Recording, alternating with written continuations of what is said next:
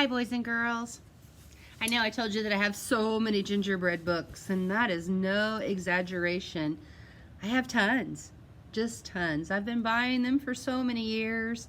I actually have been reading gingerbread stories since I first started teaching, and I love them.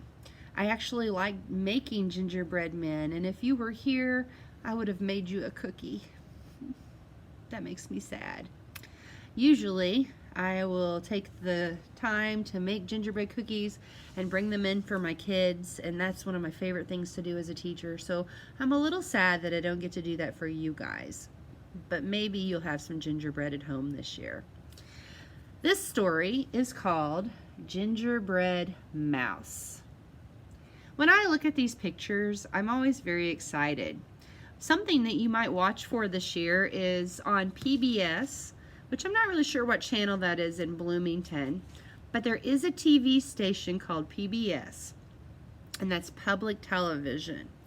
Probably, if you have it, you've watched Daniel the Tiger or any of the PBS kids shows or Sesame Street.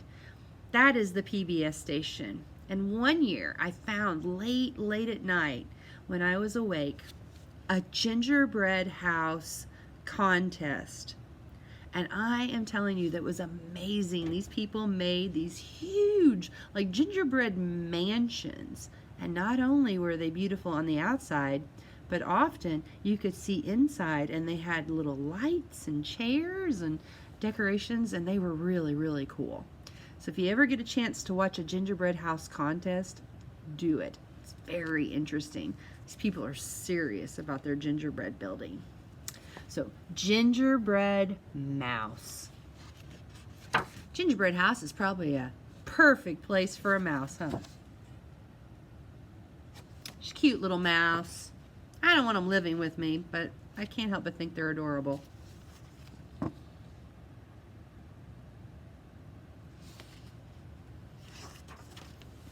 A winter snow had covered the forest, but Mouse was cozy in her tiny home.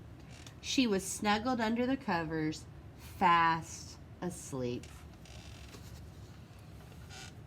One of the reasons I love this book so much is instead of a snowman, she made a snow mouse.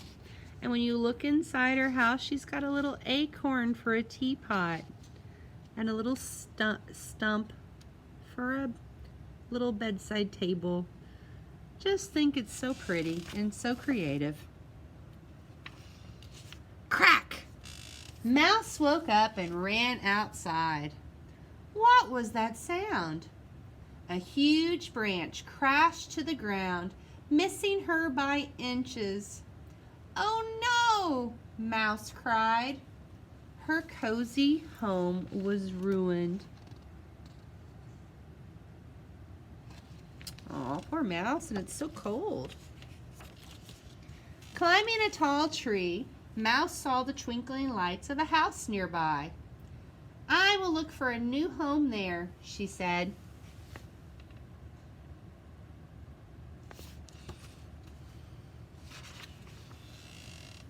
After a long, cold journey, she reached the big house. A warm light glowed from the window. She climbed up to take a peek. Mouse couldn't believe her eyes. There, inside the house, was her new home. Just her size, almost like magic. But how could she get in? Do you see what she's looking at?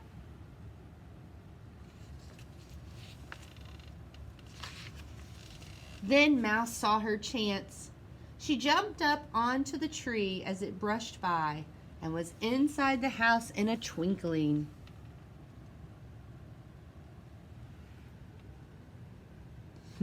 She looks so tiny on there. Mouse scurried up onto the table. She couldn't wait to move in.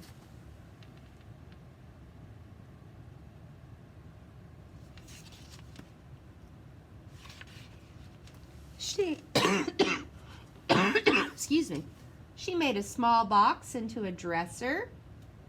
She made a rug and curtains from ribbon and string. She made a rocking chair from cardboard.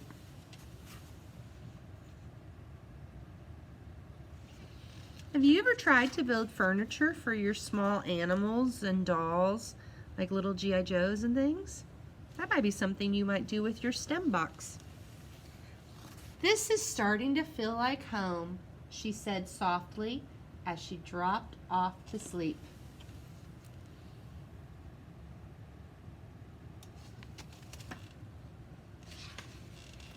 Suddenly, there was a huge crash.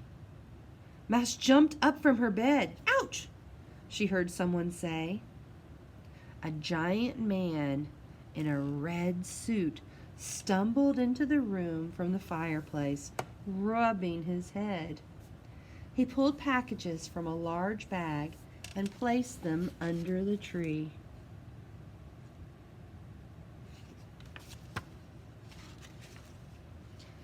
"You have a nice little home," he said as he filled the stockings over the fireplace. "You mean me?" Mouse asked. "You might need a place that will last a little bit longer," he said as he sipped his cocoa. "Maybe I can help." He stood up and brushed cookie crumbs from his coat. Then he pulled out one last gift from his bag. Why is he telling her she needs a home that will last a little longer? Gingerbread's going to fall apart, right? Mouse gasped in surprise. There in front of her was the nicest gift she could imagine. "It's beautiful," she cried. But when she turned around, the man in the red suit was gone. "Ho, ho, ho," she heard echoing from the chimney.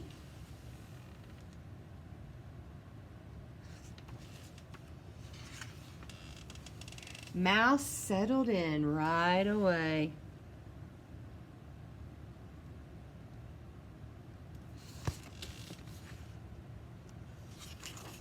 On Christmas morning, the snow was falling softly outside the window. Mouse got up bright and early to watch the presents being opened.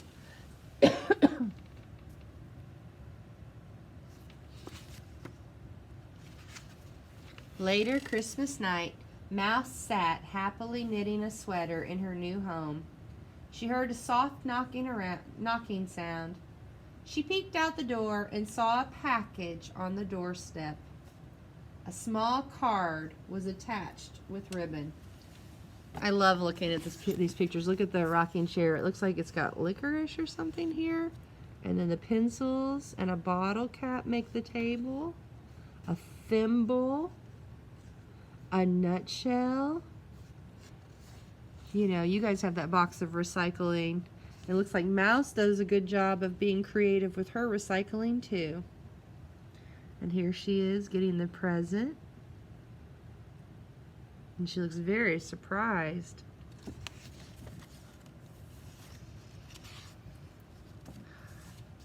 And there's the gift.